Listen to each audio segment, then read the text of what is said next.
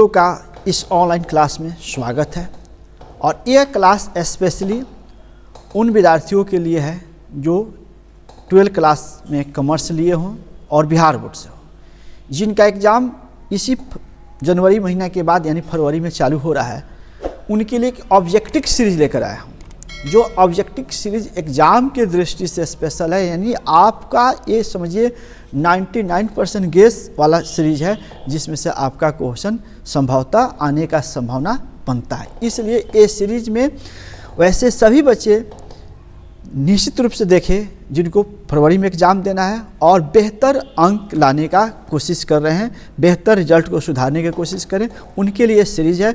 ये सीरीज आपको तो सबसे पहला क्वेश्चन आप स्क्रीन पर देख रहे हैं कि बकाया चंदा है। देखिए इसका आंसर थोड़ा सा समझने वाला। बकाया चंदा जो आउटस्टैंडिंग सब्सक्रिप्शन, एक बात बीच में रुक रहा हूँ कि अगर वैसे स्टूडेंट जो देख रहे हैं क्वेश्चन हिंदी में है और वो अंग्रेजी वर्सन के बच्चे हैं, तो उनको हर नहीं है, हर पॉइंट को इंग्लिश में हम बोल देंगे, ठीक है। आप उतने चीज़ समझ लीजिए। बकाया चंदा क्या है? तो देखिए बकाया चंदा एक तरह के देखा जाए तो यहाँ ऑप्शन के हिसाब से बकाया चंदा आय भी है और संपत्ति भी है, क्योंकि ये दोनों जगह दिखाया जाता है। बकाया चंदा आय में भी दिखाया जाता है और संपत्ति में भी दिखाया जाता है। इसलिए अगर ये आय नहीं रहता तो संपत्ति पर हम टिक लगाते, लेकिन यहाँ पे एक ऑप्शन ऐसा दे दिया कि ए और बी दोनों। हाँ जी हाँ, आउटस्टैंडिंग सब्सक्रिप्शन जब आप बनाते हैं नॉन प्रॉफिट ऑर्गेनाइजेशन के लेजर में, सबसे पहले इनकम एक्सपेंडिचर खाता बनाते हैं, तो वहाँ क्या करते हैं आप लोग आउटस्टैंडिंग में इसमें जोड़ देते हैं, सब्सक्रिप्शन जोड़ देते हैं।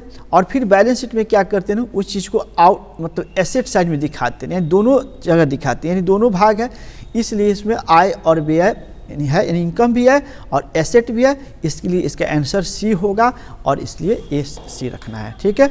नेक्स्ट जो क्वेश्चन आपके स्क्रीन पर देख रहे हैं, पुरस्कार कोष से संबंधित पुरस्कार मतलब जो मतलब प्राइज फंड होता है ना, प्राइज फंड जो नॉन प्रॉफिट ऑर्गेनाइजेशन में जो मैच फंड होता है, प्राइज फंड, वो संबंधित आय व्यय खाता में दिखाया जाए। कह रहा है कि इनकम एक्सपेंडिचर खाता में मतलब रिसीव पेमेंट को दिखाया जाता है। ये जो पुरस्कार कोष है वो कहाँ दिखाया जाता है? देखिए पुरस्कार फंड जो होता है, पुरस्कार कोष जो होता है ना, ये आपको आय व्यय खाता में दिखाया जाता है, आय व्यय खाता में दिखाया जाएगा। इसलिए इसका आंसर 1 होगा, ठीक है।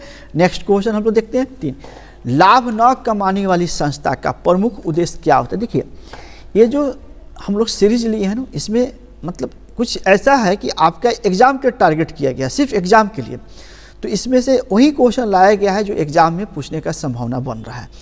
तो जैसे इसमें दिया कि लाभ न कमाने माने नॉन प्रॉफिट ऑर्गेनाइजेशन संस्था का मुख्य उद्देश्य क्या होता है? देखिए कोई भी ऐसा संस्था हो, ऐसा ऑर्गेनाइजेशन हो जिसका उद्देश्य मतलब लाभ कमाना नहीं है, तो क्या होता है? तो यहाँ एक लाभ न कमाने मुख्य उद्देश्य यहाँ दिया, लाभ न कमाने वाला। लाभ न कमाने वाला संस्था क्या हो सकता है? लाभ कमाना नहीं, लाभ न कमाने से लाभ कैसे कम न तो लगे समाज की सेवा करना, एकदम सही होगा, समाज का सेवा करता है। लाभ कमाना और समाज की सेवा करना ये गलत हो जाएगा। इसका एक ही उद्देश्य होता है, मानव के कल्याण, मानव के सेवा के लिए तत्पर रहना। इसलिए इसका आंसर जो होगा बी नंबर आंसर होगा, ठीक है, बी नंबर होगा। नेक्स्ट प्रश्न की तरफ बढ़ते हैं, कौन से कर्म सही है और उचित है? देखिए ये क्वेश्चन बहुत भी है, ये क्वेश्चन पूछता है तो बहुत सारे बच्चे से गलती हो जाती है, हम आपको बता रहे हैं। और ये क्वेश्चन आपको आती है, फिर भी आपका कोई खर्च नहीं लग रहा, आप वीडियो देखिए, आपको वीडियो देखिए, आपका रिवीजन हो जाएगा। आपको नहीं आ रहा है, आपको याद हो जाएगा, दोनों फायदा इसमें होगा। कौन से कर्म सही है और उचित है? अब देखिए सारे सवाल को पढ़ना पड़ेगा। अब सवाल है कि कह रहा है कि सबसे पहले कौन से कर्म सही है, तो देखिए इसमें जैसे रोकड़ बही, यस, प्राप्ति भुगतान, यानी आय व्यय, इनकम एक्सपेंडिचर और बैलेंस शीट। देखिए अगर हम देखे जाए इस सवाल का जो ऑप्शन दिया है नॉन प्रॉफिट ऑर्गेनाइजेशन से लिया हुआ है, और नॉन प्रॉफिट ऑर्गेनाइजेशन में सबसे पहले खाता क्या बनता है उसी का क्रम पूछ रहा है। देखिए हम नीचे से आते हैं, आय व्यय खाता नहीं, अगर देखा जाए तो नॉन प्रॉफिट ऑर्गेनाइजेशन में सबसे पहले बनता है कैश बुक, ठीक, 1 में, 2 में बनेगा रिसिप्ट एंड पेमेंट, 3 में बनेगा इनकम एंड एक्सपेंडिचर, और लास्ट में बनता है बैलेंस शीट। तो इसलिए एक क्रम कौना में आता है, तो एक क्रम देखिए, सबसे पहले कैश बुक बनता है, इसमें आ रहा है, सबसे पहले कैश बुक है, इसमें नहीं कैश, ये गलत है, ये गलत है, ठीक है। आगे चलते पहले और देखते हैं। इसके बाद रिसीप्ट पेमेंट बनता है, रिसीप्ट पेमेंट मतलब प्राप्ति और भुगतान खाता बनता है, तो फिर ये वाला क्रम सही है नहीं, 1 नंबर पे ए होता है और 2 नंबर पे ए होता है। उसके बाद आता है इनकम एक्सपेंडिचर, आय व्यय खाता, ये बनता है, 3 नंबर पे ए सही है, और लास्ट में बैलेंस शीट बनता है। देखिए चिट्ठा दिया उसी को बैलेंस शीट बोला जाता है। इस प्रकार ये चारों क्रम हम लोग का सही है और इसलिए इसका ऑप्शन नंबर 1 ही सही माना जाएगा, 1 ही सही माना जाएगा।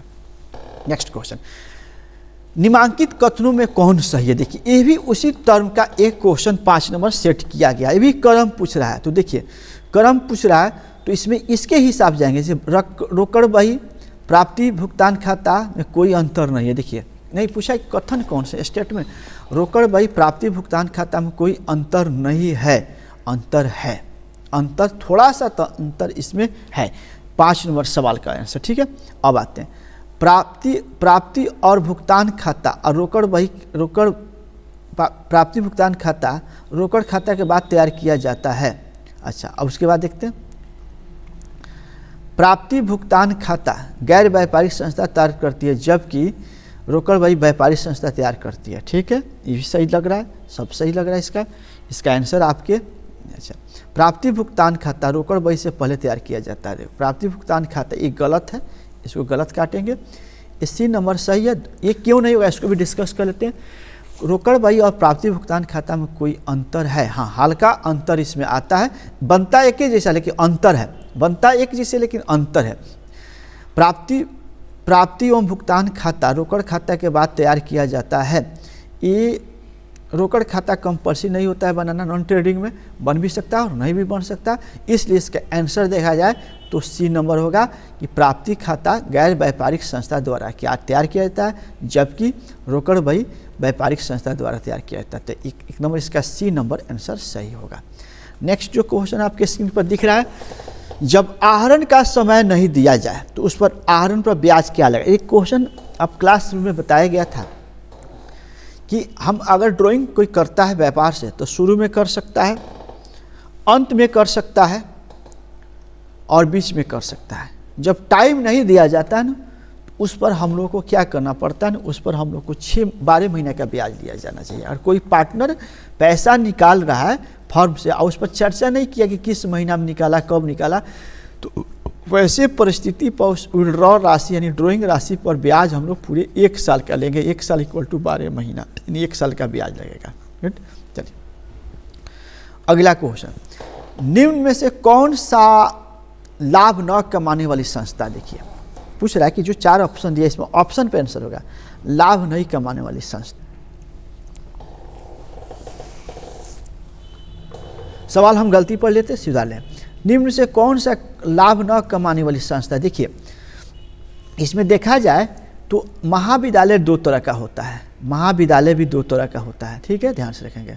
महाविद्यालय 2 तरह का होता है, एक तो इसका उद्देश्य होता है कि मतलब पढ़ाना, बच्चों को मदद करना, और इसमें 2 तरह का हो गया, एक प्राइवेट और सरकारी। लेकिन अगर सवाल के हिसाब से देखा जाए तो हर महाविद्यालय के यही टारगेट दिखाया जाता है कि भाई हम महाविद्यालय खोल रहे हैं, बच्चे को पढ़ाने के लिए खोल रहे हैं, लाभ मेरा उद्देश्य नहीं होगा।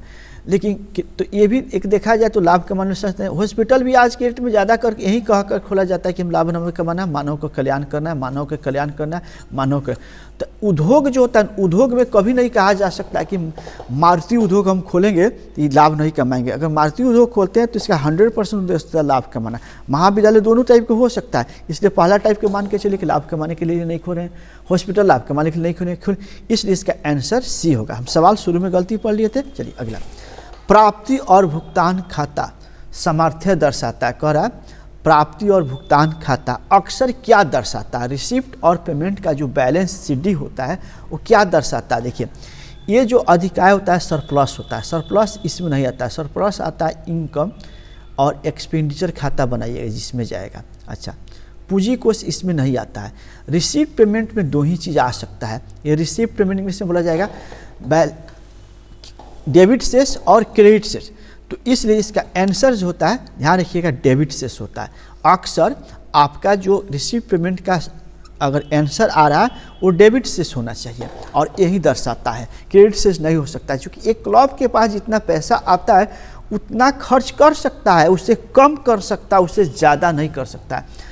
तो कम करेगा तो डेबिट सेस हो गया, ज़्यादा करता तो क्रेडिट सेस, तो इससे ज़्यादा क्लब नहीं कर सकता है। क्लब एक खुद की आमदनी नहीं होती है, लोगों से चंदा लेकर करती है, तो चंदा ज़्यादा खर्च कैसे कर सकती है। अगला पॉइंट, लाभ न कमाने वाली संस्था में व्यय की आय पर अधिकता को क्या कहा जाता है। कह रहा व्यय की आय पर अधिकता, माने व्यय की आय पर, आय कम हो यानी इनकम कम हो,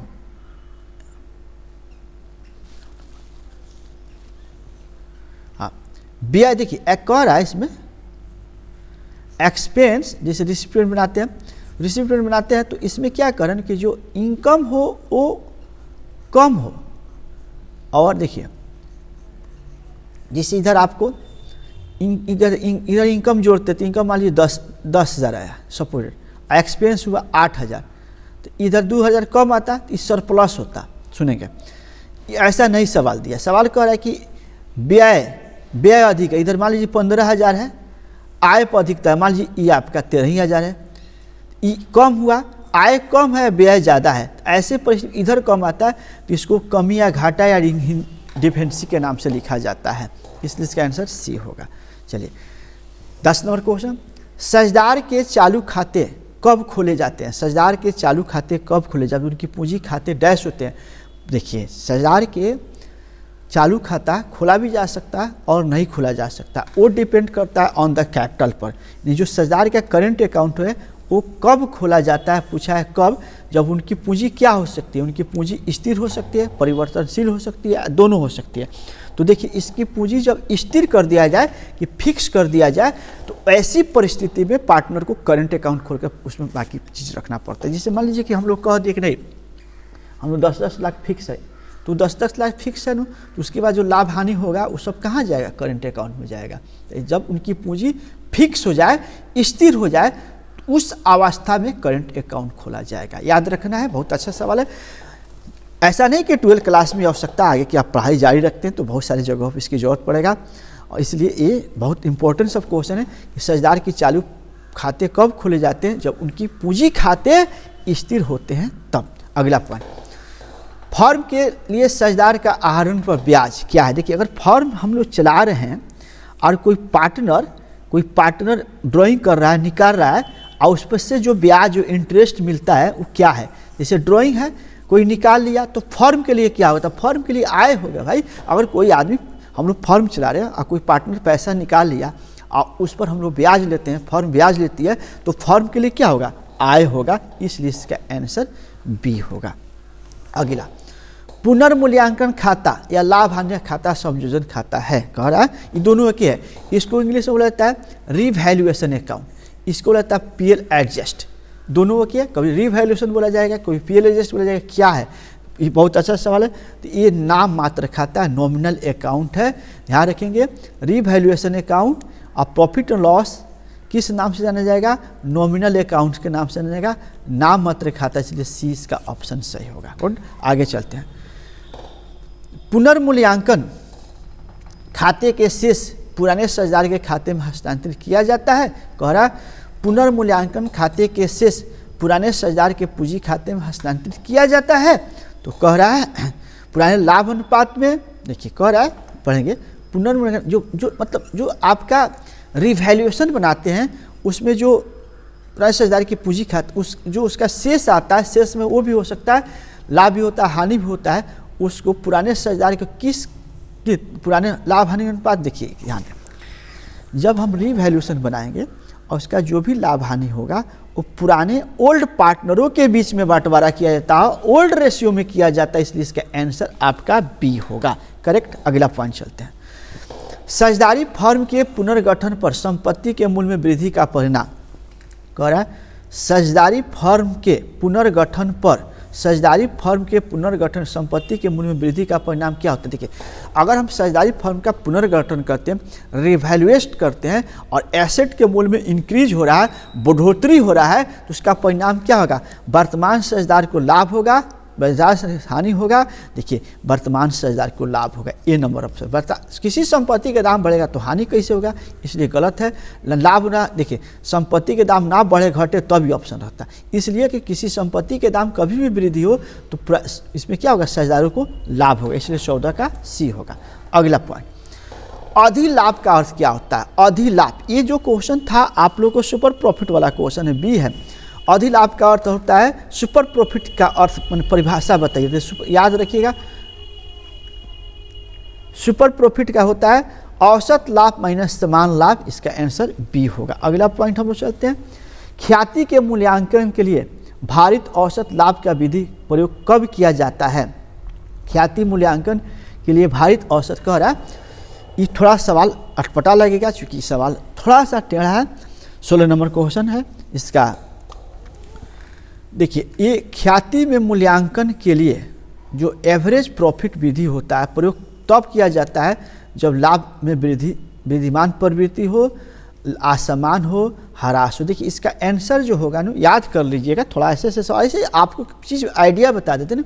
आपका 50 ऑब्जेक्टिव पूछेगा अकाउंट में, 100 पूछेगा और जवाब देना है 50, तो ऐसे टेढ़ा को थोड़ा सा आप भी टेढ़ा कर दीजिएगा, छोड़ दीजिएगा, इसका आंसर ये होगा। ठीक है, बी या सी, कोई एक, दोनों में से कोई एक हो सकता है। चलिए अगला पॉइंट, सचिव के मानदेय का भुगतान, जो सेक्रेटरियल हारमोनियम होता है उसका भुगतान क्या है। पूंजीगत व्यय है, आयगत व्यय है, नगद व्यय है, कोई नहीं है। 17 का आयगत व्यय है, ये आयगत व्यय है, ये खर्च है जो सेक्रेटरियल हारमोनियम का पेमेंट होगा, इंग्लिश में बोलते हैं सेक्रेटरियल हारमोनियम, इसका आयगत व्यय है, इसलिए इसका आंसर बी होगा। चलो, निम्न से कौन आय नहीं है। चंदा, दान, टिकट की बिक्री, एडवर्टाइजमेंट फंड, सॉरी। 18 नंबर जो क्वेश्चन होगा हमारे समझ से आय नहीं है, 18 नंबर का ऑप्शन है। देखिए यहाँ आंसर थोड़ा सा हम लोग चेक करेंगे। चंदा आमदनी है, दान भी कुछ नहीं कहता है तो आमदनी होता है, टिकट की बिक्री होता है भी आमदनी है। आपसे सवाल पूछा आय नहीं है, इसलिए इसका एडवर्टाइजमेंट फंड होगा। क्लियर, एडवर्टाइजमेंट फंड के नाम से जानेंगे। चलिए, कौन सी साझेदारी की विशेषताएं नहीं, माने साझेदारी का समझौता है भाई, बिना समझौता तो पार्टनरशिप नहीं चलेगा। लाभ विभाजन है, ठीक है। सीमित दायित्व, ये नहीं हो सकता है, सी। 19 का, चलिए देखिए इसमें 19 का थोड़ा सा गलत आंसर लग रहा है। देखिए नहीं है तो नहीं है, तो आपका 19 में डी जरा है।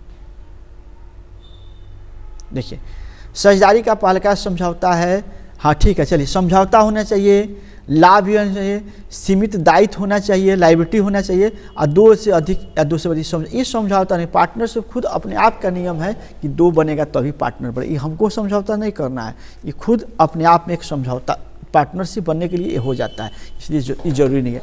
निम्न से कौन से लाभ नियोजन है। ऋण पर ब्याज, पूंजी पर ब्याज, वेतन और किराया। देखिए 20 नंबर सवाल जो दिया है, ऋण पर ब्याज और पूंजी पर ब्याज। देखिए तो ये ऋण पर ब्याज, पूंजी पर ब्याज, वेतन, किराया, ये हम लोग की तरह देखा जाए एक खर्च है, एक खर्च है, एक खर्च है कैपिटल पर एक संस्था के लिए होगा। निम्न से कौन सा लाभ नियोजन है, तो कैपिटल और इंटरेस्ट वाला सही होगा। ठीक है, अगला पॉइंट, साझेदार के चालू खाता हमेशा होगा। साझेदार के चालू खाता हमेशा होगा। साझेदार के चालू खाता हमेशा होगा, दोनों हो सकता है, कोई जरूरी नहीं है कि डीआर सीआर होगा, कभी डीआर हो सकता है, कभी सीआर हो सकता है, इसलिए इसका आंसर दोनों हो सकता है। मान लीजिए करेंट अकाउंट बनाते हैं तो कोई जरूरी है कि खाली डीआर में कम होगा, कोई जरूरी कि सीआर में कम होगा, दोनों और कम हो सकता है, इसलिए इसका आंसर दोनों होगा। उसके बाद आदर्श ऋण अनुपात है, आदर्श ऋण अनुपात है। देखिए याद रखिएगा, आइडल डिबेंचर रेशियो का नाम से जाना जाता है, इस याद रखिएगा, इसका आंसर होता है सी, 2:1। याद रखिएगा आदर्श ऋण अनुपात कौन सा बेहतर माना जाता है, तो 2:1। लास्ट क्वेश्चन हम लेंगे, आदर्श चालू अनुपात क्या है। आदर्श चालू अनुपात 2:1 होता है, ये याद रखिएगा, क्वेश्चन श्योर सर्टेन पूछ रहा है आपका। तो हमारे पहला जो सेट हमारे पास है उसमें 46 को क्वेश्चन है, जिसमें से आज हम 23 पढ़ा दिए। कल पुनः फिर हम 24 से लेकर 46 तक करेंगे। आप भी इत्मीनान से, शांति से देखें, ज़्यादा बड़ा वीडियो नहीं करेंगे क्योंकि आपका भी डाटा का ख्याल हम रख रहे हैं, ठीक है। और कोशिश करेंगे अगर आप लोगों को ये चीज़ अच्छी लग रहा है तो आप मदद कर सकते हैं, थोड़ा सा शेयर कीजिए कि हम लोग भी बनाते हैं, मेहनत करते हैं तो जाते हैं कि ज़्यादा से ज़्यादा बच्चा देखे कि फ़ायदा करे। धन्यवाद। आज क्लास में फिर कल मुलाकात होगी। सभी